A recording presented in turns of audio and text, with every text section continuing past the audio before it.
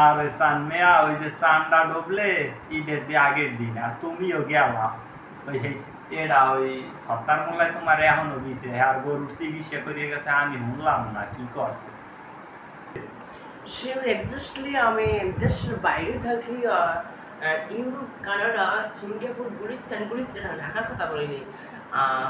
সে বাইরে আফগানিস্তান পাকিস্তান ইউরোপ